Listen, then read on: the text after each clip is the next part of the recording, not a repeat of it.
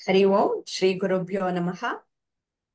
ಇಂದಿನ ಸತ್ಸಂಗಕ್ಕೆ ಎಲ್ಲ ಆತ್ಮಜ್ಯೋತಿಗಳಿಗೂ ಆದರದ ಸ್ವಾಗತ. ಇದು ನಾವು ವಿಭೂತಿ ಯೋಗದ 8ನೇ ಶ್ಲೋಕವನ್ನು ಮನನ ಮಾಡೋಣ. ಬನ್ನಿ ಪ್ರಿಯಾಂಕಾಜಿ, ಈ ಶ್ಲೋಕವನ್ನ ಕಲ್ತ್ಕೊಳ್ಳೋಣವಾ?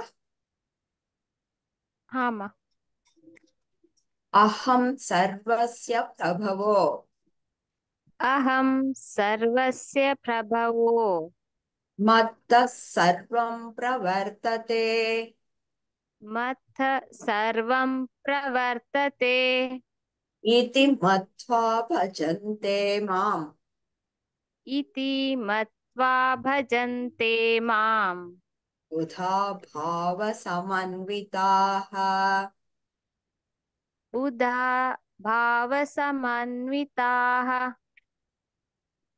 ಅಹಂ ಸರ್ವಸ್ಯ ಪ್ರಭವೋ ಮತ್ತಃ ಸರ್ವಂ ಪ್ರವರ್ತತೆ ಇತಿ ಮತ್ವಾ ಭಜಂತೆ ಮಾಂ ಬುಧಾ ಭಾವ ಸಮನ್ವಿತಾಃ. ಒಂದ್ಸತಿ ಹೇಳ್ಬಿಡ್ತೀರಾ? ಹಾಮ. ಅಹಂ ಸರ್ವಸ್ಯ ಪ್ರಭವೋ ಮತ್ತ ಸರ್ವಂ ಪ್ರವರ್ತತೆ ಇತಿ ಮತ್ವಾ ಭಜಂತೆ ಮಾಂ ಬುಧಾ ಭಾವ ಸಮನ್ವಿತಾಃ. ಧನ್ಯವಾದಗಳು ಪ್ರಿಯಾಂಕಜಿ. ಈಗ ಇದರ ಅರ್ಥವನ್ನು ತಿಳ್ಕೊಳ್ಳೋಣ. ನಾನು ಎಲ್ಲ ಆಧ್ಯಾತ್ಮಿಕ ಮತ್ತು ಭೌತಿಕ ಪ್ರಪಂಚದ ಮೂಲ. ಎಲ್ಲವೂ ನನ್ನಿಂದಲೇ ಹೊರಹೊಮ್ಮುತ್ತಿದೆ. ಇದನ್ನು ಸಂಪೂರ್ಣವಾಗಿ ತಿಳಿದಿರುವ ಜ್ಞಾನಿಗಳು ನನ್ನ ಭಕ್ತಿ ಸೇವೆಯಲ್ಲಿ ತೊಡಗುತ್ತಾರೆ ಮತ್ತು ತಮ್ಮ ಹೃದಯದಿಂದ ನನ್ನನ್ನು ಪೂಜಿಸುತ್ತಾರೆ.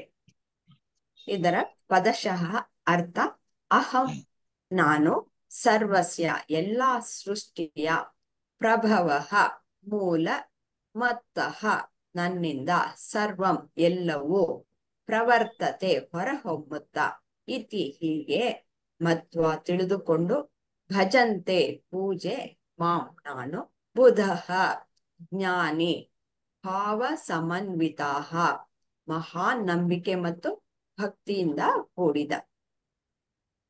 ಈಗ ಪ್ರತಿಯೊಬ್ಬರು ನಮ್ಮ ಅನಿಸಿಕೆಗಳನ್ನ ಹಂಚ್ಕೊಳ್ತಾ ಹೋಗೋಣ. ಕೊನೆಯದಾಗಿ ಸರ್ ಮುಖೇನ ನಾವು ಇದರ ಸವಿವರವಾದ ವಿಶ್ಲೇಷಣೆಯನ್ನ ಕೇಳಿ ತಿಳಿದುಕೊಳ್ಳೋಣ.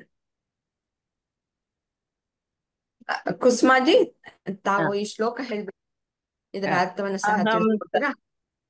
ಅಹಂ ಸರ್ವಸ್ಯ ಪ್ರಭವೋ ಮತ್ತಃ ಸರ್ವಂ ಪ್ರವರ್ತತೆ ಇತಿ ಮತ್ವಾ ಭಜಂತೆ ಮಾಂ ಬುಧಾ ಭಾವ ಸಮನ್ವಿತಃ. ಎಲ್ಲವೂ ಭಗವಂತನಿಂದಲೇ ಆಗಿರೋದು. ಪ್ರಪಂಚ, ಆಧ್ಯಾತ್ಮಿಕ ಎಲ್ಲಾನು. ಜ್ಞಾನಿಗೂ ಎಲ್ಲ ತಿಳಿದಿರುತ್ತೆ. ತಿಳಿದಿರೋದ್ರಿಂದ ಜ್ಞಾನಿನೂ ಭಗವಂತನ್ನೇ ಪೂಜಿಸ್ತಾನೆ. ಅಷ್ಟೇ. ಧನ್ಯವಾದಗಳು ಕುಸುಮಾಜಿ. ಲಕ್ಷ್ಮೀಜಿ, ನೀವು ಈ ಶ್ಲೋಕ ಹೇಳ್ಬಿಟ್ಟು ಇದರ ಅರ್ಥವನ್ನು ತಿಳಿಸ್ಕೊಡ್ತೀರಾ? ಹಾಮ, ಹೇಳ್ತೇನೆ. ಅಹಂ ಸರ್ವಸ್ಯ ಪ್ರಭವೋ ಮತ್ತ ಸರ್ವಂ ಪ್ರವರ್ತತೆ ಇತಿ ಮತ್ವಾ ಭಜಂತೆ ಮಾಂ ಬುಧಾ ಭಾವ ಸಮನ್ವಿತಾಃ. ಏನ ಬರ್ಲಿ, ಸಿಗ್ಲಿ ಸಿಗದೆ ಇರ್ಲಿ, ಬರ್ಲಿ ಬರ್ದೇ ಇರ್ಲಿ, ಎಲ್ಲಾನು ಸಮನಾಗಿ ಹೆಂಗ ಜ್ಞಾನಿಗಳು ಸಮನಾಗಿ ಸ್ವೀಕರಿಸ್ತಾರೋ ಅವ್ರಿಗೆ ಹೆಂಗ ನಾವ್ ಕೊಡಾಕು ಸಾಧ್ಯ ಇಲ್ಲ, ಜಗತ್ತಿಗೆ ತಗೊಳಕ್ಕೂ ಸಾಧ್ಯ ಇಲ್ಲ ಅಂತಂದ್ ಹೇಳಿ, ನಾವ್ ಕಳ್ಕೊಳ್ಳೋದು ಇಲ್ಲ, ಪಡಿಯೋದು ಇಲ್ಲ ಅಂತಂದ್ ಹೇಳಿ ಹೆಂಗಿರ್ತಾರೋ ಆತರ ಅಂತಂದ್ ಹೇಳಿ ನನಗ್ ಹಂಗ ಅನಿಸ್ತವಮ್ಮ. ಧನ್ಯವಾದಗಳು ಲಕ್ಷ್ಮೀಜಿ. ಥ್ಯಾಂಕ್ ಯು ಅಮ್ಮ. ನಮಸ್ಕಾರ. ಪ್ರಿಯಾಂಕಾಜಿ, ನಿಮ್ಮ ಅನಿಸಿಕೆ ಏನು ಅನ್ನೋದನ್ನ ತಿಳಿಸ್ಕೊಡ್ತೀರಾ? ಹಾಮ. ಅಹಂ ಸರ್ವಸ್ಯ ಪ್ರಭವೋ ಮತ್ತ ಸರ್ವ ಪ್ರವರ್ತತೆ ಇತಿ ಮತ್ವಾ ಭಜಂತೆ ಮಾಂ ಬುಧಾ ಭಾವ ಸಮನ್ವಿತಾಃ.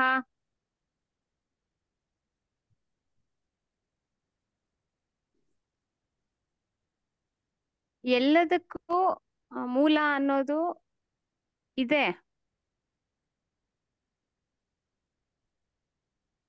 ಇಲ್ಲಿ ಚಿತ್ರದಲ್ಲಿ ಕಾಣೋ ಹಾಗೆ ಇಲ್ಲಿ ಬಂಗಾರದ ಆಭರಣ,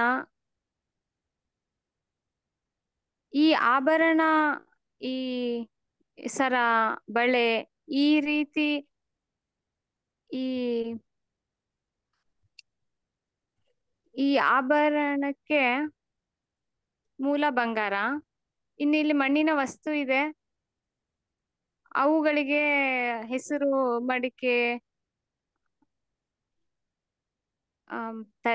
ಪ್ಲೇಟ್, ತಟ್ಟೆ, ದೀಪ, ಈ ತರ ಅದು ಮಣ್ಣಿನಿಂದ ತಯಾರಾಗಿ ಅದಕ್ಕೆ ಹೆಸರಿದೆ. ಆದ್ರೆ ಅದು ಎಲ್ಲದೂ ಮಣ್ಣಿನಿಂದ ಆಗಿದೆ. ಅಂದ್ರೆ ಈ ಎಲ್ಲದಕ್ಕೂ ಮೂಲ ಇದೆ. ಇಲ್ಲಿ ಸದ್ಗುರುಗಳ ಚಿತ್ರ ಇದೆ. ಇಲ್ಲ, ಹಾಗೇನೆ ಅಮ್ಮ ಅವರು ಸದ್ಗುರುಗಳು ಇದ್ದಾರೆ.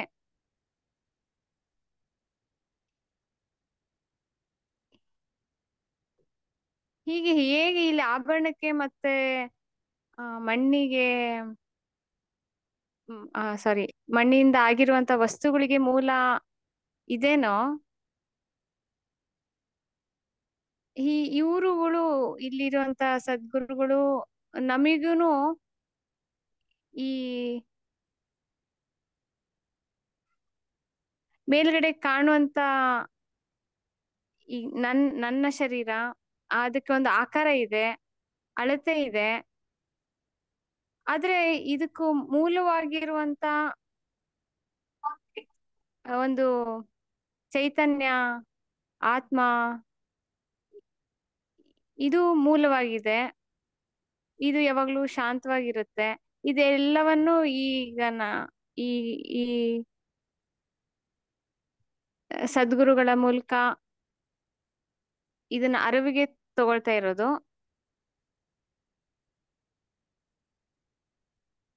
ಹೀಗೆ ಇವ್ರ ಮೂಲಕ ನಾನು ಅರಿವಿಗೆ ತಗೊಳ್ತಾ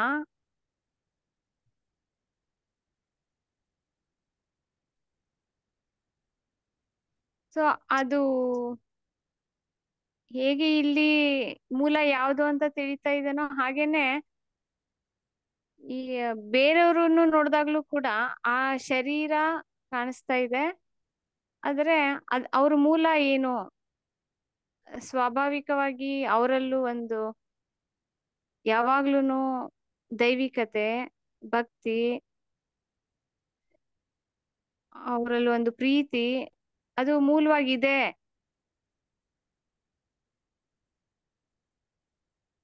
ಅನ್ನೋದನ್ನ ನಾವು ಹೀಗೆ ಈ ಭಗವದ್ಗೀತೆ, ಸತ್ಯ, ಸದ್ಗುರುಗಳು ಅವರ ಮಾತುಗಳಲ್ಲಿ, ಅವರ ಸೇವೆಯಿಂದ ನಾನ್ಯಾವಾಗ ಎಲ್ಲವನ್ನು ಆ ಸತ್ಯ ಅಂತ ತಗೊಂಡು ಆ ಸತ್ಯದ ಜೊತೆಯಲ್ಲಿ ಸದಾಕಾಲ ಆನಂದವಾಗಿ ಎಲ್ಲವನ್ನು ಹೃದಯದಿಂದ ನೋಡಿದ್ರೆ, ಎಲ್ಲವನ್ನು ನಾನು ನನ್ನ ಹೃದಯದಿಂದ ಪೂಜಿಸ್ತಾ ಇದ್ರೆ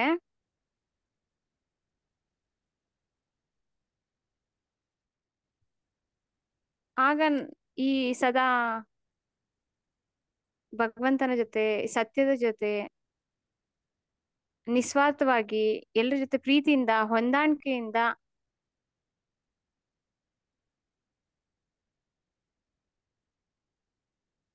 ಎಲ್ಲವನ್ನ ಹೃದಯದಿಂದ ತಗೊಳ್ತಾ,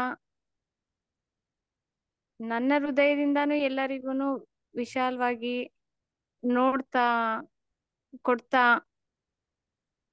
ಇರೋದಕ್ಕೆ ಸಾಧ್ಯ ಅಂತ ಇಲ್ಲಿ ಸದಾ ಎಲ್ಲವನ್ನು ಸತ್ಯನ ನೋಡ್ತಾ, ಆ ಸತ್ಯದ ಜೊತೆಲೆ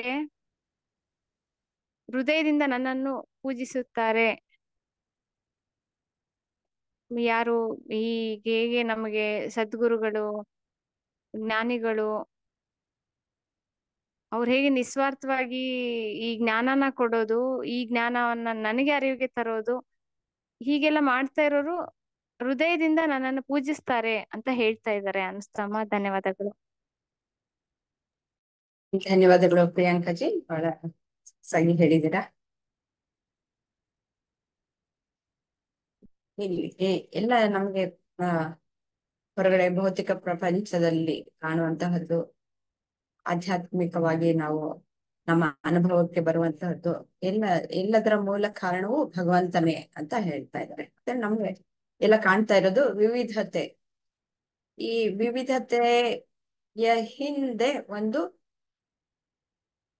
ಯಾವುದು ಬದಲಾವಣೆ ಆಗದಂತಹ ಒಂದು ತತ್ವವಿದೆ. ಆ ತತ್ವವೇ ಭಗವಂತ. ಆ ಭಗವಂತನೇ ಮೂಲವಾದ ಕಾರಣ ಈ ಎಲ್ಲ ಸೃಷ್ಟಿ ಜಗತ್ತಿಗೆ ಅನ್ನುವುದನ್ನ ಗುರುಮುಖ್ಯನ ನಾವು ತಿಳ್ಕೊಳ್ತಾ ಬಂದಿದ್ವಿ. ಹಾಗೆ ತಿಳಿದುಕೊಂಡು ಆ ಒಂದು ಅರಿವಿನಲ್ಲಿ ನಾನು ಬ್ರಹ್ಮಸ್ವರೂಪಿ, ಮತ್ತೆ ಇದಕ್ಕೆ ಎಲ್ಲೂ ಮೂಲ ಕಾರಣವಾದವನು ಭಗವಂತನೇ ಅನ್ನುವುದನ್ನು ಸ್ಥಾಪಿತವಾದಾಗ ಆ ಒಂದು ತತ್ವದಲ್ಲಿ ಹೇಗೆ ಈಗ ಪ್ರಿಯಾಂಕಾಜಿ ಎಕ್ಸ್ಪ್ಲೇನ್ ಮಾಡಿದ ಹಾಗೆ ಈ ಮಣ್ಣಿನಿಂದ ಮಾಡಿದಂತ ನಾನಾ ವಿಧ ಮಡಿಕೆ ಕುಡಿಕೆಗಳು ಬೇರೆ ಬೇರೆ ಎಲ್ಲವೂ ಆಗಿರುವಂತಹದ್ದು ನಮ್ಗೆ ಆಕಾರಗಳು ಕಾಣಿಸಿದ್ರು ಅದು ಮೂಲತಃ ಮಣ್ಣಿನಿಂದ ಮಾಡಿರುವಂತಹದ್ದು. ಹಾಗೆ ಬಂಗಾರದಿಂದ ಮಾಡಿರುವಂತಹ ಒಡವೆಗಳು ಅನೇಕ ರೀತಿಯಲ್ಲಿ ಇವೆ, ಆದ್ರೆ ಅದರ ಮೂಲ ವಸ್ತು ಬಂಗಾರವೇ ಆಗಿದೆ. ಹಾಗೆ ಈ ಜಗತ್ತಿನಲ್ಲಿ ಕಾಣುವ ವಿವಿಧತೆಯ ಹಿಂದೆ ಅದರ ಮೂಲ ವಸ್ತು ಏನು, ಮೂಲ ತತ್ವ ಅನ್ನುವುದು ಏನು, ಅದು ಪರಬ್ರಹ್ಮನೇ.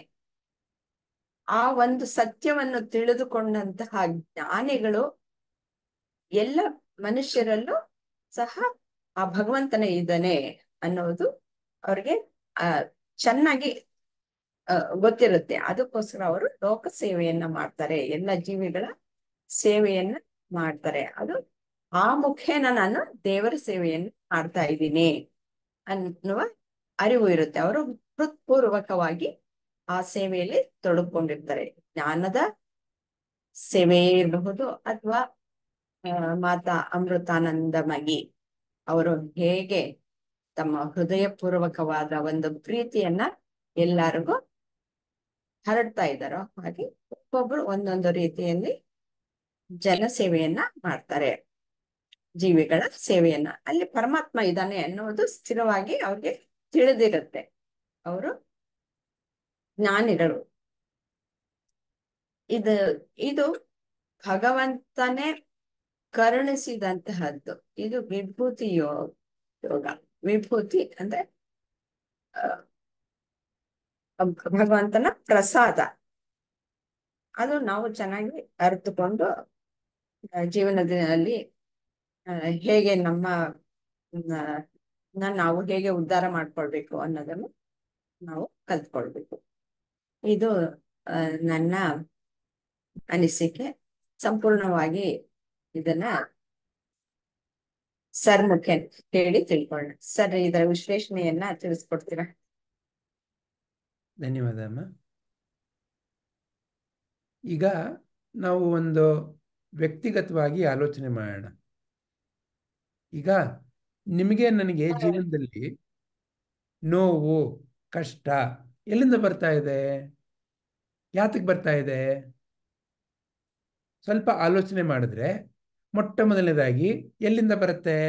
ದೇಹದಿಂದ ಬೇರೆ ಬೇರೆ ರೀತಿಯ ಅನಾರೋಗ್ಯವಾಗಿ ಅಥವಾ ಬಿದ್ದು ಏನಾದರೂ ಅಪಘಾತಗಳು, ಇದರಿಂದ ನೋವು ಅಂತ ಉಂಟಾಗತ್ತೆ. ಇದು ನೀವು ನಾನು ತಡಿಲಿಕ್ಕಾಗಲ್ಲ. ಯಾಕೆ? ದೇಹ ಅನ್ನೋದಕ್ಕೆ ಪೆಟ್ಟಾಗತ್ತೆ, ಪೆಟ್ಟಾದಾಗ ನೋವಾಗತ್ತೆ, ಅದು ಸಹಜ. ಆಯಿತು, ಇದು ಒಂದು ರೀತಿ ಆಯಿತು. ಇನ್ನೊಂದೇನಾಗುತ್ತೆ, ಮಾನಸಿಕವಾಗಿ ಒಂದು ನೋವು ಅಂತಿರುತ್ತೆ. ಆ ಮಾನಸಿಕವಾದ ನೋವೇನು? ಅವರು ಮೊನ್ನೆ ಏನು ಹೇಳಿದ್ರು ಗೊತ್ತಾ? ಅವರು ನನಗೆ ಯಾವ ಥರ ಬೈದ್ಬಿಟ್ರು ಗೊತ್ತಾ? ನನಗೆ ಗೌರವನೇ ಕೊಡಲಿಲ್ಲ ಗೊತ್ತಾ? ಈ ರೀತಿ ಬೇರೆ ಬೇರೆ ಬೇರೆ ಬೇರೆ ವಿಚಾರಗಳೆಲ್ಲ ಇರುತ್ತಲ್ಲ, ಇವೆಲ್ಲ ಮಾನಸಿಕ ನೋವನ್ನ ಸೃಷ್ಟಿ ಮಾಡುತ್ತೆ. ಹೀಗೆ ದೈಹಿಕ ನೋವು, ಮಾನಸಿಕ ನೋವು, ಇದು ಎರಡೇ ನಿಮಗೆ ನನಗೆ ಕೊಡೋ ಕಾಟ ಜೀವನದಲ್ಲಿ ಅಲ್ವಾ? ನೋಡಿ, ಸ್ವಲ್ಪ ಗಮನ ಕೊಟ್ಟು ನೋಡಿ. ಜೀವನದಲ್ಲಿ ಕಾಟ ಅಂತಂದ್ರೆ ಯಾವುದರಿಂದ? ಈ ನೋವಿಂದ. ಈಗ ಈ ಎರಡು ನೋವಿನ ಬಗ್ಗೆ ಸ್ವಲ್ಪ ಆಳವಾಗಿ ವಿಚಾರ ಮಾಡೋಣ. ದೈಹಿಕ ನೋವು, ಅದನ್ನು ತಪ್ಪಿಸ್ಲಿಕ್ಕಾಗತ್ತಾ ಸ್ವಾಮಿ? ಸಾಧ್ಯ ಇಲ್ಲ. ಯಾಕೆ? ಸಹಜ ಅದು. ಹೇಗೆ ಬೆಂಕಿ ಗುಣ ಏನು? ಸುಡೋದು. ಹಾಗೇನೆ ಈ ದೇಹದ ಗುಣ ಏನು?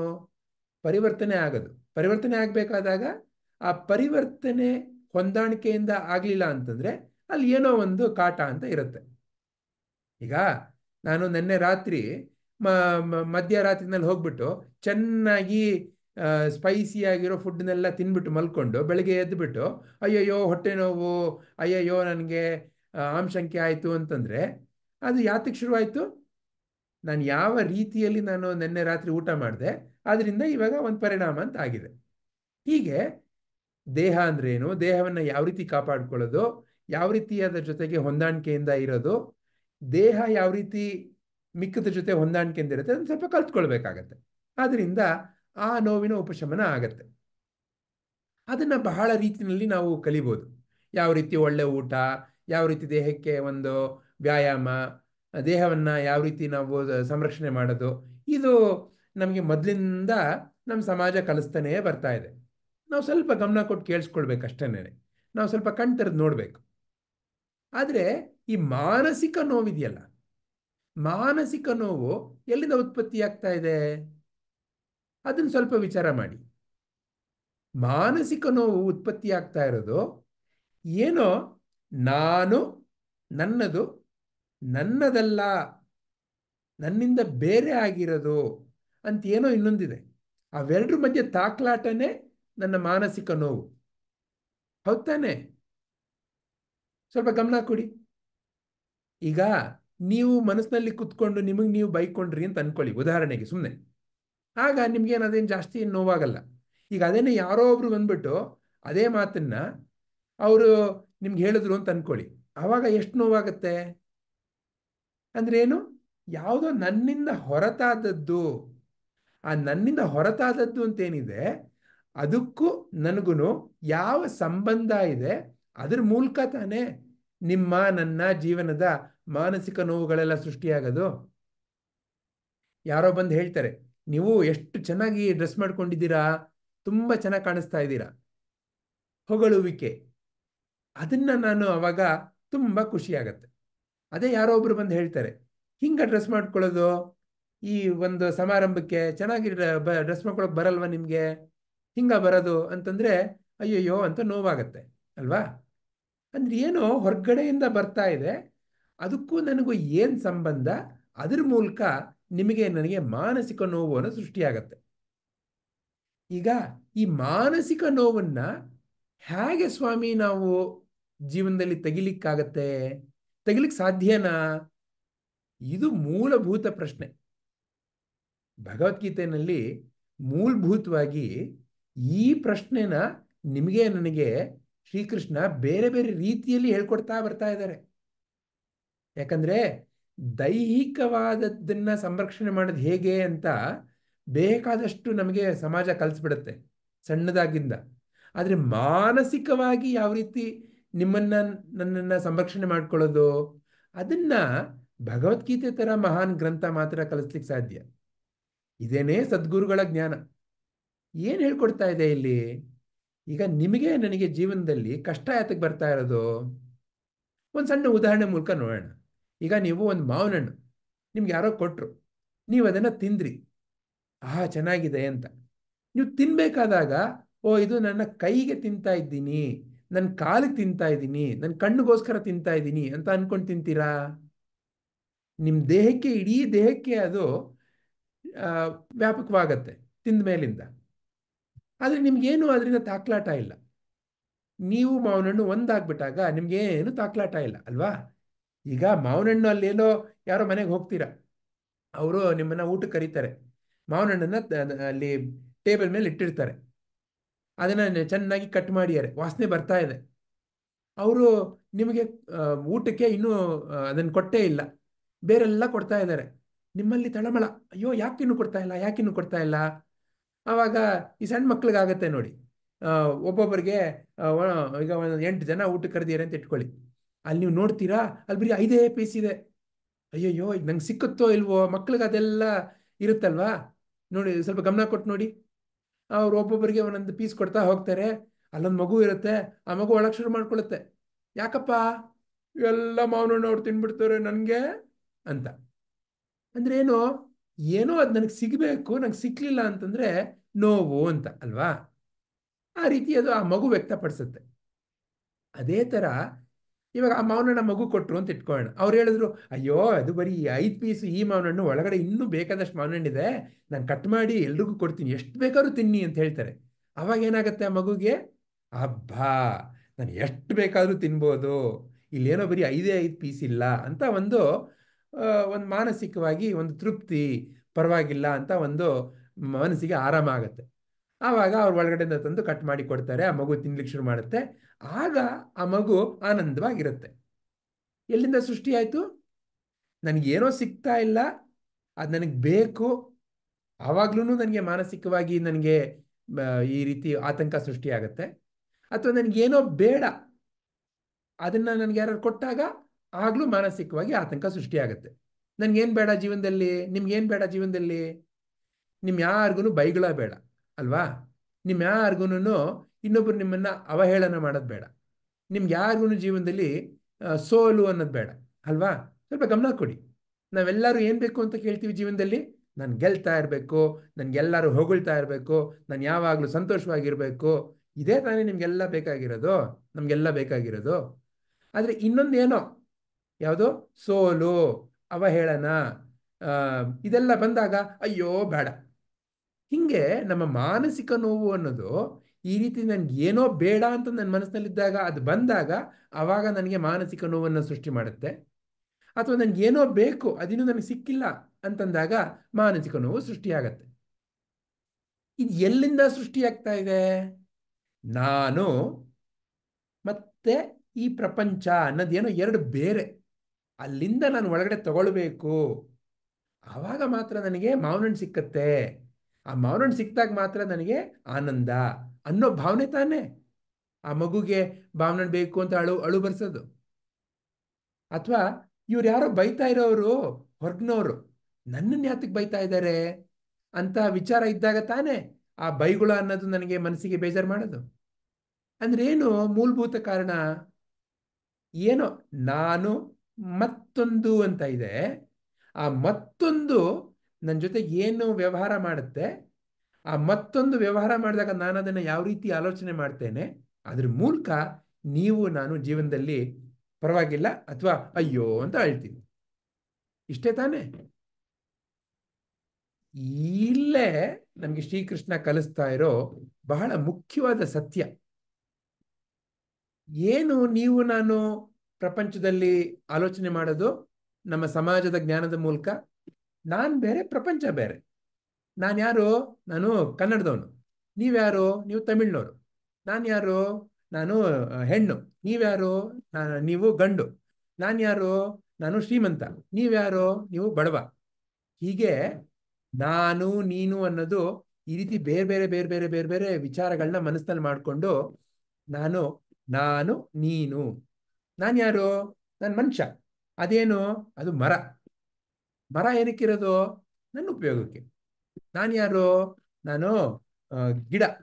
ಅದೇನು? ಅದು ಕಲ್ಲು. ಹಿಂಗೆ ನಾನು ನೀನು ಅಂತ ಬೇರೆ ಬೇರೆ ಯಾವಾಗ ವ್ಯತ್ಯಾಸ ಇರುತ್ತೆ ಅಲ್ಲಿ ಅವೆರಡರ ಮಧ್ಯೆ ತಾಕ್ಲಾಟ ಇದ್ದೇ ಇರುತ್ತೆ ಅಲ್ವಾ. ಇದನ್ನ ಮೂಲಭೂತವಾಗಿ ಶ್ರೀಕೃಷ್ಣ ನಿಮ್ಮ ನನ್ನ ಅರಿವಿಗೆ ತರ್ತಾ ಇದ್ದಾರೆ. ನೋಡಪ್ಪ, ಈಗ ಒಂದು ಸಣ್ಣ ಉದಾಹರಣೆ ಮೂಲಕ ನೋಡೋಣ. ಒಂದು ಮನೆಯಲ್ಲಿ 3-4 ಮಕ್ಕಳಿದ್ದಾರೆ. ಆ ಅಮ್ಮನಿಗೆ ಇವತ್ತು ಏನೋ ಒಂದು ಹಣ್ಣು ತಂದಿದ್ದಾರೆ, ಎಲ್ಲರಿಗೂ ಕಟ್ ಮಾಡಿ ಕೊಡ್ತಾ ಇದ್ದಾರೆ. ಆ ಮಕ್ಕಳು ನನಗೆ ಬೇಕು ಅಂತ ಜಗಳ ಆಡ್ತಾ ಇದ್ದಾರೆ. ಆವಾಗ ಆ ಅಮ್ಮ ಏನು ಹೇಳ್ತಾರೆ ಆ ಮಕ್ಕಳಿಗೆ, ಯಾತಕ್ಕೆ ಮಕ್ಕಳೇ ಕಚ್ಚಾಡ್ತೀರಾ, ಎಲ್ರಿಗೂ ಸಿಕ್ಕತ್ತೆ. ಈಗ ಸ್ವಲ್ಪ ಯಾರು ದೊಡ್ಡವರು, ನೀವು ಅದನ್ನ ಕಟ್ ಮಾಡ್ತೀರಾ, ಯಾರು ಸಣ್ಣವರು, ಮೊದಲು ಸಣ್ಣವರು ಕೊಡೋಣವಾ, ಆ ರೀತಿ ಏನೋ ಒಂದು ಸ್ವಲ್ಪ ಮನಸ್ಸಿಗೆ ಉಪಶಮನ ಆಗೋ ರೀತಿಯಲ್ಲಿ ಮಾತಾಡಿ ಒಂದು ಪ್ರೀತಿಯಿಂದ ಏನೋ ಒಂದು ಉಪಾಯವನ್ನ ಉಪಯೋಗ ಮಾಡಿ ಕೊಟ್ಟಾಗ ಆ ಮಕ್ಕಳು ಜಗಳಾಡೋದು ನಿಲ್ಲಿಸಿ ಹೇಗೆ ಒಬ್ಬರನ್ನ ಇನ್ನೊಬ್ಬರ ಜೊತೆಗೆ ಹೊಂದಾಣಿಕೆಂದಿರೋದು ಅಂತ ಕಲ್ತ್ಕೊಳ್ತಾರೆ ಅಲ್ವಾ. ಅದೇ ರೀತಿ ನಾನು ನೀನು ಅನ್ನೋ ಈ ವ್ಯತ್ಯಾಸ ಕೇವಲ ನಿಮ್ಮ ನನ್ನ ಮನಸ್ಸಿನ ಆಲೋಚನೆಗಳಲ್ಲಿರೋ ಒಂದು ತಪ್ಪು ತಿಳುವಳಿಕೆ. ಈ ತಪ್ಪು ತಿಳುವಳಿಕೆ ಮೂಲಕ ನಾನು ಪ್ರಪಂಚ, ನಾನು ದೇವ್ರು, ನಾನು ನೀನು ಅಂತ ಆಗಿರೋದು. ಆ ಮೂಲಭೂತ ಸತ್ಯವನ್ನ ಇಲ್ಲಿ ನಮಗೆ ತೋರಿಸ್ತಾ ಇದ್ದಾರೆ ಶ್ರೀಕೃಷ್ಣ. ಹೇಗೆ? ಬಹಳ ಸುಲಭವಾಗಿ ತೋರಿಸ್ತಾ ಇದ್ದಾರೆ.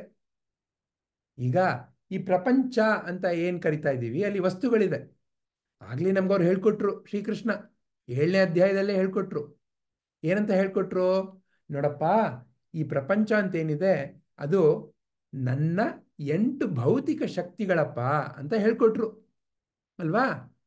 ಈ ಪ್ರಪಂಚದ ಏನೇ ವಸ್ತು ಇರ್ಬೋದು, ಅವೆಲ್ಲ ಆ ಪರಮಾತ್ಮನ 8 ಭೌತಿಕ ಶಕ್ತಿಗಳು ಅಥವಾ ಆ ಪರಮಾತ್ಮನ ಬದಲಾಗುವಂಥ ಶಕ್ತಿಗಳು. ಅದನ್ನ ಮೊಟ್ಟ ಮೊದಲನೇದಾಗಿ ನಮ್ಗೆ ಹೇಳ್ಕೊಟ್ರು. ಏನು? ಖಂ, ಮನ, ಬುದ್ಧಿ, ಆಮೇಲಿಂದ ಈ ಪಂಚಭೂತಗಳು ಅಂತ ನಾವೇನು ಕರಿತಾ ಇದ್ದೀವಿ, ಅಹಂಕಾರ, ಈ ರೀತಿ ಪಂಚಭೂತಗಳು ವಸ್ತು ಪ್ರಪಂಚ.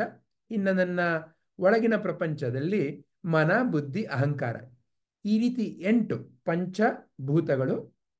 ಇನ್ನು ಈ 3 ಮನಸ್ಸಿನಲ್ಲಿರುವಂಥ ಸೂಕ್ಷ್ಮ ವಿಚಾರಗಳು, ಮನಸ್ಸು, ಬುದ್ಧಿ ಮತ್ತು ಅಹಂಕಾರ ಅನ್ನೋದು. ಈ ರೀತಿ ಈ 8ನ್ನ ತೋರಿಸಿ ಇದು ಎಲ್ಲ ನನ್ನದೇ ಶಕ್ತಿ ಅಂತ ಹೇಳ್ಕೊಟ್ರು. ನಂತರ ಏನು ಹೇಳ್ಕೊಟ್ರು? ಈ ಎಲ್ಲ ಶಕ್ತಿಗಳು ನನ್ನ ಕೆಳಮಟ್ಟದ ಶಕ್ತಿಗಳು, ಅಪರಾಶಕ್ತಿ. ಯಾಕೆ? ಸದಾ ಬದಲಾಗ್ತಾ ಇರುತ್ತೆ ಇದು. ಆ ಒಂದು ದೃಷ್ಟಿಯಲ್ಲಿ ಇದು ಅಪರ, ಕೆಳಮಟ್ಟದ್ದು ಅಂತಂದ್ರೆ. ಇನ್ಯಾವುದೋ ದೃಷ್ಟಿಯಲ್ಲ. ಅಂದ್ರೆ ಸದಾ ಬದಲಾಗ್ತಾ ಇರುತ್ತೆ, ಅದನ್ನ ಹಿಡ್ಕೊಳ್ಳಿಕ್ಕಾಗಲ್ಲ.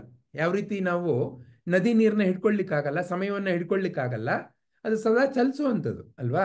ಹಾಗೆ ಜೀವನದಲ್ಲಿ ನಾವೇನನ್ನು ಹಿಡ್ಕೊಳಕ್ಕಾಗಲ್ಲ. ಹಿಡ್ಕೊಂಡಿದ್ದೀನಿ ಅನ್ನೋ ಭ್ರಮೆ ಮಾತ್ರ ನಮ್ಮ ಮನಸ್ಸಿನಲ್ಲಿರುತ್ತೆ. ಹಾಗಾಗಿ ಇದು ಬದಲಾಗ್ತಾ ಇರೋದನ್ನ ಅವರು ಅಪರಾಶಕ್ತಿ ಅಂತ ತೋರಿಸ್ಕೊಟ್ರು. ನಂತರ ಏನು ತೋರಿಸ್ಕೊಟ್ರು ನಮಗೆ ಶ್ರೀಕೃಷ್ಣ? ಇನ್ನ ಒಂದು ವಿವೇಕವನ್ನ ಏನು ತಿಳಿಸ್ಕೊಟ್ರು?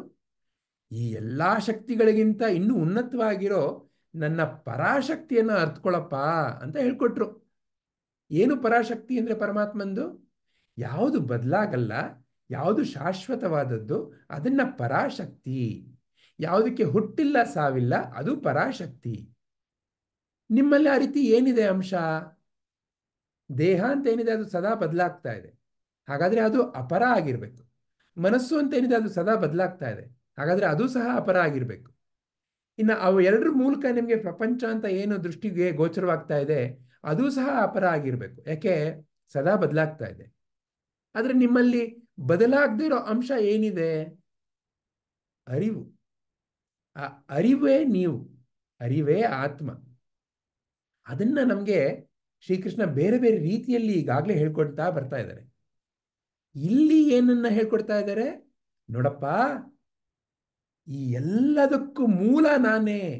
ಯಾವುದನ್ನ ನೀನು ಭೌತಿಕ ಪ್ರಪಂಚ ಅಂತ ಕರಿತಾ ಇದ್ಯಾ, ಯಾವುದನ್ನ ನೀನು ಒಳ ಪ್ರಪಂಚ ಅಥವಾ ಆಧ್ಯಾತ್ಮಿಕ ಪ್ರಪಂಚ ಅಂತ ಕರಿತಾ ಇದ್ಯಾ, ಏನು ವ್ಯತ್ಯಾಸ ಅವೆರಡರ ಮಧ್ಯೆ? ಭೌತಿಕ ಅನ್ನೋದು ಸ್ಥೂಲ, ನಮ್ಮ ಇಂದ್ರಿಯಗಳಿಗೆ ಗೋಚರವಾಗುತ್ತೆ. ಆಧ್ಯಾತ್ಮಿಕ ಅನ್ನೋದು ಸೂಕ್ಷ್ಮ, ವಿಚಾರದ ಮೂಲಕ ನೀವು ಅದನ್ನ ಗ್ರಹಣ ಮಾಡ್ಬೋದು. ಅದು ನಿಮ್ಮ ಕಣ್ಣು ಕಾಣಿಸಲ್ಲ. ನಿಮ್ಮ ವಿಚಾರ ಅನ್ನೋದು, ನಾನು ವಿಚಾರ ಮಾಡ್ತಾ ಇದ್ದೀನಿ ಅನ್ನೋದು ನಿಮ್ಮ ಕಣ್ಣು ಕಾಣಿಸಲ್ಲ, ಆದರೆ ನಿಮಗೆ ಗೋಚರವಾಗುತ್ತೆ. ಆ ರೀತಿ ಕೆಲವಷ್ಟು ಸೂಕ್ಷ್ಮವಾಗಿದೆ ಅಲ್ವಾ. ಇದನ್ನೇ ಹೇಳ್ಕೊಡ್ತಾ ಇದ್ದಾರೆ. ಯಾವುದು ನಮಗೆ ಸ್ಥೂಲ ಪ್ರಪಂಚ ಅಂತ ಇದೆ, ಆ ಸ್ಥೂಲ ಪ್ರಪಂಚಕ್ಕೂ ನಾನೇ ಕಾರಣ. ಯಾವುದು ಈ ಮನಸ್ಸು ಅಥವಾ ಈ ಸೂಕ್ಷ್ಮ ಪ್ರಪಂಚ ಅಂತ ಇದೆ ಅದಕ್ಕೂ ನಾನೇ ಕಾರಣ. ಏನಂಗಂದ್ರೆ, ಈಗ ನೀವು ಕನಸು ಕಾಣ್ತೀರಾ ರಾತ್ರಿ ಮಲ್ಕೊಂಡು, ಕನಸಿನಲ್ಲಿ ನಿಮಗೆ ಬೇರೆ ಬೇರೆ ಜಾಗಕ್ಕೆ ಹೋಗ್ತೀರಾ, ಹಾರಾಡ್ತೀರಾ, ಕೆಳಗೆ ಬೀಳ್ತೀರಾ, ಏನೇನೋ ವಸ್ತುಗಳಿರುತ್ತೆ ನಿಮ್ಮ ಕನಸಿನ ಪ್ರಪಂಚದಲ್ಲೂ ಅಲ್ವಾ. ನೀವು ಕನಸು ಕಾಣ್ತಾ ಇದ್ದಾಗ ಅದು ಎಷ್ಟು ನಿಜ ಅಂತ ಅನ್ಸುತ್ತೆ ಅಲ್ವಾ. ಎಷ್ಟೊಂದು ಸರ್ತಿ ಕನಸಿನಲ್ಲಿ ನೀವು ಕೂಗಾಡಿರೋದಿರುತ್ತೆ, ಅಥವಾ ಅರ್ಚಾಡಿರೋದಿರುತ್ತೆ, ಅಥವಾ ಕಿರ್ಚಾಡೋದಿರುತ್ತೆ, ಅಥವಾ ಬೆದರಿಕೆ ಆಗೋದಿರುತ್ತೆ, ಏನೇನೋ ಬೇರೆ ಬೇರೆ ರೀತಿಯ ಅನುಭವಗಳಾಗತ್ತೆ ಅಲ್ವಾ. ಆ ಕನಸು ಕಾಣ್ತಾ ಇದ್ದಾಗ ಅದು ಕನಸು ಎಷ್ಟು ನಿಜ ಅಂತ ಅನ್ಸುತ್ತೆ. ಆದರೆ ಒಂದು ಮೂಲಭೂತ ಪ್ರಶ್ನೆ ನಾವು ಯಾವತ್ತೂ ಹಾಕ್ಕೊಳ್ಳಲ್ಲ. ಏನು? ಆಯ್ತು, ಕನಸು ಅಂತ ಬರ್ತಾ ಇದೆ, ಆ ಕನಸು ಅಂತ ಕಾಣ್ತಾ ಇದ್ದಾಗ ಯಾರಿದ್ರು? ಮಲ್ಕೊಳಕ್ಕೆ ಅಂತ ಹೋದಾಗ ಯಾರು ಮಲ್ಕೊಂಡಿದ್ದು? ನಾನು ಮಾತ್ರ. ಹಾಗಾದ್ರೆ ಕನಸು ಅಂತ ಬಂದಾಗ ಆ ಎಲ್ಲ ಪ್ರಪಂಚ ನಿರ್ಮಾಣ ಆಯ್ತಲ್ಲ, ಯಾರಿಂದ ನಿರ್ಮಾಣ ಆಯ್ತು? ಎಲ್ಲಿಂದ ನಿರ್ಮಾಣ ಆಯ್ತದೆಲ್ಲ? ಅವು ಎಲ್ಲ ಇವಾಗ ಯಾವ ರೀತಿ ನೀವು ಒಂದು ನಿಮ್ಮ ಮುಂದೆ ಇರೋ ಕಂಪ್ಯೂಟರ್ನ ಮುಟ್ಬೋದು, ಲೋಟವನ್ನು ಮುಟ್ಬೋದು, ಒಂದು ರೀತಿ ಎಲ್ಲದಕ್ಕೂ ನಿಮಗೆ ಒಂದು ಅನುಭವ ಅಂತ ಆಗುತ್ತೆ ನಿಮ್ಮ ಇಂದ್ರಿಯಗಳಿಂದ. ಅಷ್ಟೇ ಗಾಢವಾದ ಅನುಭವ ನಿಮಗೆ ಕನಸಿನ ಪ್ರಪಂಚದಲ್ಲೂ ಆಗತ್ತೆ ಅಲ್ವಾ. ಹಾಗಾದ್ರೆ ಆ ಒಂದು ಪ್ರಪಂಚ ನಿರ್ಮಾಣ ಆಗಬೇಕು ಅಂದ್ರೆ ವಸ್ತು ಯಾವ್ದು ಸ್ವಾಮಿ? ಏನೋ ವಸ್ತು ಇರಬೇಕಲ್ವಾ. ಏನೇ ಒಂದು ಸೃಷ್ಟಿ ಆಗಬೇಕು ಅಂದ್ರೆ ಏನೋ ಒಂದು ವಸ್ತು ಇರಬೇಕಲ್ವಾ. ಮಡಿಕೆ ಅಂತ ಇದೆ ಅಂತಂದ್ರೆ ಮಣ್ಣು ಇರಬೇಕಲ್ವಾ. ಆಭರಣ ಅಂತ ಇದೆ ಅಂತಂದ್ರೆ ಚಿನ್ನ ಇರಬೇಕಲ್ವಾ. ಹಾಗೆ ಏನು ಸ್ವಾಮಿ ವಸ್ತು ಆ ಕನಸಿನ ಪ್ರಪಂಚಕ್ಕೆ? ಆ ಕನಸಿನ ಪ್ರಪಂಚದಲ್ಲಿ ಯಾರು ಇರೋದು? ಕೇವಲ ನೀವು ಮಾತ್ರ. ಯಾವ ರೂಪದಲ್ಲಿ? ಅರಿವಿನ ರೂಪದಲ್ಲಿ, ಶುದ್ಧವಾದ ಆತ್ಮನ ರೂಪದಲ್ಲಿ. ಇನ್ನು ವಸ್ತು ಏನು ಆ ಪ್ರಪಂಚ ನಿರ್ಮಾಣ ಆಗಲಿಕ್ಕೆ? ಏನೆಲ್ಲ ನಿಮ್ಮ ಮನಸ್ಸಿನಲ್ಲಿ ಶೇಖರಣೆ ಆಗಿದೆ ಅದ್ರ ಮೂಲಕ ಒಂದು ಪ್ರಪಂಚ ಅನ್ನೋದು ಒಂದು ರೀತಿ. ಮೂವಿಗೆ ಹೋದಾಗ ನೀವು ಸ್ಕ್ರೀನ್ ಮೇಲೆ ಏನು ಬರುತ್ತೆ? ಏನೋ ಒಂದು ಫಿಲ್ಮ್ ಅಂತ ಒಂದು ಡಬ್ಬ ಇರುತ್ತಲ್ಲ, ಅಲ್ಲಿ ಏನು ಫೋಟೋಗ್ರಫಿ ಮಾಡಿರ್ತಾರಲ್ಲ ಅದೇ ತಾನೇ ಬರೋದು ಸ್ಕ್ರೀನ್ ಮೇಲ್ಗಡೆ. ಅದೇ ಥರ ನಿಮ್ಮ ಮನಸ್ಸಿನಲ್ಲಿ ಏನಿರುತ್ತೆ ಅದೇ ನಿಮಗೆ ಕನಸಾಗಿ ಕಾಣುತ್ತೆ ಅಲ್ವಾ. ಅಂದ್ರೆ ಏನರ್ಥ? ನೀವು ಇರೋದ್ರಿಂದ ಇದೆಲ್ಲ ಬಂತು ಹೋಯ್ತು. ಅದೇ ಥರ ಈ ಎಚ್ಚರಿಕೆಯ ಪ್ರಪಂಚ ಸಹ. ಈ ಎಚ್ಚರಿಕೆಯ ಪ್ರಪಂಚದಲ್ಲೂ ಇದೇನೋ ಒಂದು ಬರ್ತಾ ಇದೆ ಹೋಗ್ತಾ ಇದೆ. ಇದು ಒಂದು ರೀತಿ ಕನಸೆ. ಅದಕ್ಕೆ ಜ್ಞಾನಿಗಳು ಇದನ್ನ ಎಚ್ಚರಿಕೆಯ ಕನಸು ಅಂತ ಕರೀತಾರೆ ಅಷ್ಟೇನೆ. ಇದು ಕನಸೆ. ಈ ಕನಸಿಗೂ ನೀವು ನಿದ್ರೆ ಕನಸಿಗೂ ಏನು ವ್ಯತ್ಯಾಸ? ಆ ವ್ಯತ್ಯಾಸವನ್ನ ಹಿಡಿದು ಹೇಳಲಿಕ್ಕೆ ಬಹಳ ಕಷ್ಟ. ಇಲ್ಲಿ ಯಾವ ರೀತಿ ಒಂದು ಅನುಭವ ಅಂತ ಆಗ್ತಾ ಇದೆ ಅದೇ ಅನುಭವ ನಿಮ್ಮ ಕನಸಿನಲ್ಲೂ ಆಗತ್ತೆ. ಅಂದ್ರೆ ಏನು ಅರ್ಥಕೊಳ್ಬಹುದು ಈ ಉದಾಹರಣೆಗಳ ಮೂಲಕ? ಆ ಕನಸಿನ ಪ್ರಪಂಚದಲ್ಲಿ ಕೇವಲ ನೀವಿರೋದ್ರಿಂದ ಮಾತ್ರ ಎಲ್ಲ ಪ್ರಪಂಚ ನಿರ್ಮಾಣ ಆಯಿತು. ಅದೇ ಥರ ಈ ಎಚ್ಚರಿಕೆಯ ಪ್ರಪಂಚ ಸಹ. ಈ ಎಚ್ಚರಿಕೆ ಪ್ರಪಂಚದಲ್ಲೂ ಅರಿವಿನ ರೂಪದಲ್ಲಿ ಆ ಪರಮಾತ್ಮನೇ ನಿಮ್ಮಲ್ಲಿರೋದು. ಆ ಪರಮಾತ್ಮನ ಇರುವಿಕೆಯಿಂದ ಎಲ್ಲ ಹೇಗೆ ಆ ಮೂವಿ ಥಿಯೇಟ್ರಿಗೆ ನೀವು ಹೋದಾಗ ಆ ಫಿಲ್ಮ್ನಲ್ಲಿ ಏನಿರುತ್ತೆ ಅದು ಸ್ಕ್ರೀನ್ ಮೇಲೆ ಬರುತ್ತೆ, ಅದೇ ಥರ ಈ ಪ್ರಪಂಚ ಅನ್ನೋ ಸ್ಕ್ರೀನ್ ಮೇಲ್ಗಡೆ ಎಲ್ಲ ಬರ್ತಾ ಇದೆ. ಅದು ನಿಮ್ಮ ಮನಸ್ಸು ಅನ್ನೋ ಪರದೆಯಲ್ಲಿ ನಿಮಗೆ ಕಾಣಿಸ್ತಾ ಇದೆ. ಸೊ ಇದಕ್ಕೂ ಕನಸಿಗೂ ಏನು ವ್ಯತ್ಯಾಸ ಇಲ್ಲ. ಎರಡರಲ್ಲೂ ಒಂದೇ ಅಂಶ ಏನು? ನೀವು ಯಾವ ರೂಪದಲ್ಲಿ? ಈ ದೇಹದ ರೂಪದಲ್ಲಲ್ಲ, ನಿಮ್ಮ ವಿಚಾರದ ರೂಪದಲ್ಲಲ್ಲ, ಅರಿವಿನ ರೂಪದಲ್ಲಿ, ಶುದ್ಧ ಅರಿವಿನ ರೂಪದಲ್ಲಿ, ಆತ್ಮನ ರೂಪದಲ್ಲಿ. ಆತ್ಮನ ರೂಪದಲ್ಲಿ ಈ ಎರಡೂ ಒಂದು ಪರಿಸ್ಥಿತಿಗಳ ಮಧ್ಯೆ ಕೇವಲ ಇರೋದು ನೀವು. ಅದನ್ನ ಇಲ್ಲಿ ನಮಗೆ ಶ್ರೀಕೃಷ್ಣ ತೋರಿಸ್ಕೊಡ್ತಾ ಇದ್ದಾರೆ. ಅದಿರೋದ್ರಿಂದ, ಯಾವುದಿರೋದ್ರಿಂದ? ನೀವು ಅರಿವಿನ ರೂಪದಲ್ಲಿ ನೀವಿರೋದ್ರಿಂದ ಈ ಪ್ರಪಂಚ ಅನ್ನೋದಕ್ಕೆ ಈಗ ಒಂದು ಹೆಸರು ಕೊಡ್ಬೋದು, ಈ ಪ್ರಪಂಚ ಜೊತೆ ಆಟ ಆಡ್ಬೋದು ಅಲ್ವಾ. ನೋಡಿ, ದಯವಿಟ್ಟು ಗಮನ ಕೊಡಿ. ಈಗ ಒಂದು ಸತ್ತ ಹೆಣಕ್ಕೆ ಈ ಪ್ರಪಂಚದ್ದು ಎಲ್ಲ ಸ್ಪರ್ಶ, ರೂಪ, ರಸ, ಗಂಧ ಎಲ್ಲ ಇರ್ಬೋದು, ದೃಶ್ಯ ಎಲ್ಲ ಇರ್ಬೋದು. ಆದರೆ ಅದ್ರ ಜೊತೆಗೆ ಆ ಹೆಣ ಏನಾದರೂ ವ್ಯವಹಾರ ಮಾಡ್ಲಿಕ್ಕಾಗತ್ತಾ? ಇಲ್ಲ. ಯಾಕೆ? ಏನೋ ಒಂದಿತ್ತು ಅಂಶ, ಆ ಅಂಶ ಇವಾಗ ಆ ದೇಹದಲ್ಲಿ ಇಲ್ಲ. ಹಾಗಾಗಿ ಆ ದೇಹ ಈ ಪ್ರಪಂಚ ಜೊತೆ ವರ್ತನೆ ಮಾಡ್ಲಿಕ್ಕಾಗಲ್ಲ. ಆ ಅಂಶ, ಯಾವ ಅಂಶ ಇಲ್ಲದೆ ಈ ಎಲ್ಲದ ಆಟಕ್ಕೂ ಏನು ನೋಟ ಇಲ್ಲ, ಆ ಅಂಶವೇ ನೀವು. ಯಾವಾಗ ಇದರ ಪರಿಪೂರ್ಣ ಅರಿವಾಗತ್ತೆ ಆಗ ನಾನು ಪ್ರಪಂಚ ಅಂತ ಎರಡಿಲ್ಲ, ನಾನು ದೇವರು ಅಂತ ಎರಡಿಲ್ಲ. ಕೇವಲ ಶುದ್ಧವಾದ ಆ ಅರಿವು ಮಾತ್ರ, ಪರಬ್ರಹ್ಮ ಮಾತ್ರ. ಒಂದು ಸಣ್ಣ ಉದಾಹರಣೆ ಮೂಲಕ ನೋಡಬೇಕು ಅಂತಂದ್ರೆ, ಈ ಪ್ರಪಂಚದಲ್ಲಿರೋ ಎಲ್ಲ ಕಾದಂಬರಿಗಳು, ಉದಾಹರಣೆಗೆ ಕನ್ನಡದಲ್ಲಿ ಲಕ್ಷಾಂತರ ಕಾದಂಬರಿಗಳಿರ್ಬೋದು. ಎಲ್ಲ ಕಾದಂಬರಿಗಳು, ಯಾರೋ ತ್ರಿವೇಣಿ ಬರೆದಿರೋದಿರ್ಬೋದು, ಅನುಪಮ ನಿರಂಜನ್ ಬರೆದಿರೋದಿರ್ಬೋದು, ತರಾಸು ಬರೆದಿರೋದಿರ್ಬೋದು, ಆ ರೀತಿ ನೂರಾರು ಸಾವಿರಾರು ಜನಗಳು ಎಷ್ಟೊಂದು ವರ್ಷಗಳಿಂದ ಬರೆದಿರೋದು ಇರ್ಬೋದು ಸಾಹಿತ್ಯಗಳು. ಆದರೆ ಎಲ್ಲ ಸಾಹಿತ್ಯದ ಮೂಲ ಏನು? ಅಕ್ಷರಗಳು. ಅ ಆ ಇ ಈ ಉ ಊರು ರು ಅಲ್ವಾ? ಅಲ್ಲಿಂದ ಕ್ಷಾತ್ರ ಜ್ಞ ತನಕ ಅಲ್ವಾ? ಇಷ್ಟೇ ಅಕ್ಷರಗಳ ಮೂಲಕ ಎಲ್ಲ ಕಾದಂಬರಿಗಳು ಅಡಗಿದೆ.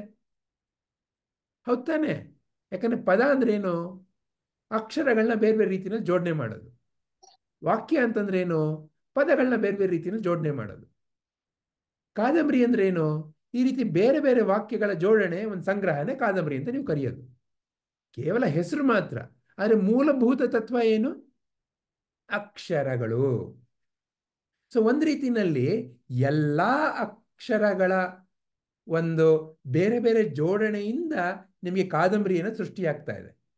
ಕಾದಂಬರಿಯನ್ನು ಸೃಷ್ಟಿಯಾಗಬೇಕು ಅಂತಂದ್ರೆ ಅಕ್ಷರಗಳೇ ಮೂಲ ಅಲ್ವಾ? ಹಾಗೆ ಈ ಎಲ್ಲ ಪ್ರಪಂಚ ಎಲ್ಲದರ ಮೂಲ ಈ ಅಕ್ಷರ ರೂಪಿಯಾದ ಪರಮಾತ್ಮ. ಆ ಪರಮಾತ್ಮನೇ ನಿಮ್ಮಲ್ಲಿ, ನನ್ನಲ್ಲಿ, ಎಲ್ಲರಲ್ಲಿ ಅರಿವಿನ ರೂಪದಲ್ಲಿ ಇರುವಂಥದ್ದು. ಇನ್ನು ಈ ವಸ್ತು ಪ್ರಪಂಚ ಮತ್ತೆ ಪರಮಾತ್ಮ ಬೇರೆನಾ? ಅಲ್ಲ. ಈ ವಸ್ತು ಪ್ರಪಂಚನೂ ಪರಮಾತ್ಮನ ಶಕ್ತಿ ರೂಪ. ಅದನ್ನೇ ನಾವು ನವರಾತ್ರಿ ಅಂತ ಆಚರಣೆ ಮಾಡೋದು.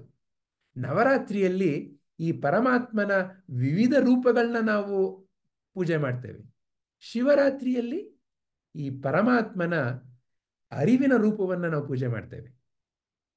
ಹಾಗಾಗಿ ಶಿವರಾತ್ರಿ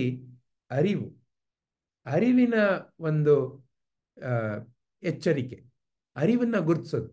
ನವರಾತ್ರಿ ಏನು? ಈ ಅರಿವು ಹೇಗೆ ಪ್ರಪಂಚದಲ್ಲಿ ಬೇರೆ ಬೇರೆ ರೀತಿಯಲ್ಲಿ ಕಾಣಿಸ್ತಾ ಇದೆ. ಅದಕ್ಕೇನೆ ನವರಾತ್ರಿ ಸಮಯದಲ್ಲಿ ನಾವು ಎಲ್ಲದಕ್ಕೂ ಗೌರವ ಕೊಡ್ತೇವೆ. ಯಾಕೆ? ಎಲ್ಲವೂ ಪರಮಾತ್ಮನೇ. ಪರಮಾತ್ಮನ ಹೊರತಾಗಿ ಏನೂ ಇಲ್ಲ. ಹೇಗೆ ಎಲ್ಲ ಕಾದಂಬರಿಗಳೂ ಅಕ್ಷರಗಳೇ. ಅಕ್ಷರನ ಕಾದಂಬರಿಯಿಂದ ತೆಗಿಲಿಕ್ಕಾಗತ್ತಾ? ಸಾಧ್ಯ ಇಲ್ಲ. ಅಕ್ಷರ ಇಲ್ದೇನೆ ಕಾದಂಬರಿ ಎಲ್ಲಿದೆ? ಮಣ್ಣಿಲ್ದೇನೆ ಮಡಿಕೆ ಎಲ್ಲಿದೆ? ಚಿನ್ನ ಇಲ್ದೇನೆ ಆಭರಣ ಎಲ್ಲಿದೆ? ಪರಮಾತ್ಮ ಇಲ್ದೇನೆ ಪ್ರಪಂಚ ಎಲ್ಲಿದೆ? ಪರಮಾತ್ಮ ಬೇರೆ ಅಲ್ಲ, ಪ್ರಪಂಚ ಬೇರೆ ಅಲ್ಲ. ಆಗ್ಲಾ? ಹರಿ ಓಂ. ಧನ್ಯವಾದಗಳು ಸರ್, ಬಹಳ ಚೆನ್ನಾಗಿ ಹೇಳ್ಕೊಟ್ಟಿದ್ದೀರಾ. ಧನ್ಯವಾದ ಅಮ್ಮ. ಯಾರ ಮನಸ್ಸಿನಲ್ಲಿ ಏನಾದರೂ ಪ್ರಶ್ನೆ ಅಥವಾ ಬೇರೆ ಏನಾದರೂ ಹೇಳಬೇಕು ಅಂತ ಅನಿಸ್ತಾ ಇದೆಯಾ?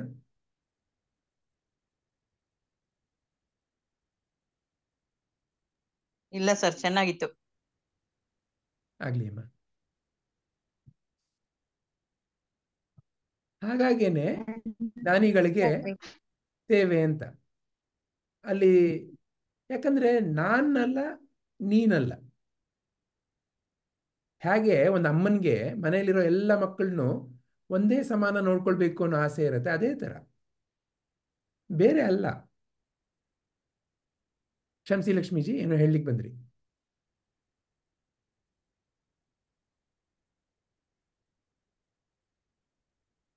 ಲಕ್ಷ್ಮಿಯವರೇ ಏನೋ ಹೇಳ್ತಾ ಇದ್ರಿ?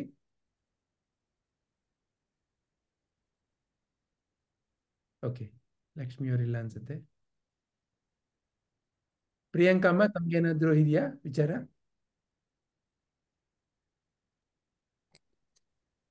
ಇಲ್ಲ ರೀ, ಏನಿಲ್ಲ. ಆಗ್ಲಿ. ಹಾ, ಲಕ್ಷ್ಮಿ ಅಮ್ಮ ಬಂದ್ರು. ಏನೋ ಹೇಳಲಿಕ್ಕೆ ಹೋಗ್ತಾ ಇರಿ ಲಕ್ಷ್ಮಿಯವರು ನೀವು? ಇಲ್ಲ ರೀ, ಚೆನ್ನಾಗಿತ್ತು ಕ್ಲಾಸ್ ಅಂತ ಹೇಳಿದೆ. ಆಗ್ಲಿ ಅಮ್ಮ, ನಿಲ್ಸೋಣ ಹಾಗಾದ್ರೆ. ಹರಿ ಓಂ. ಗುರುಭ್ಯೋ ನಮಃ. ಶ್ರೀಕೃಷ್ಣ ಅರ್ಪಣಮಸ್ತು.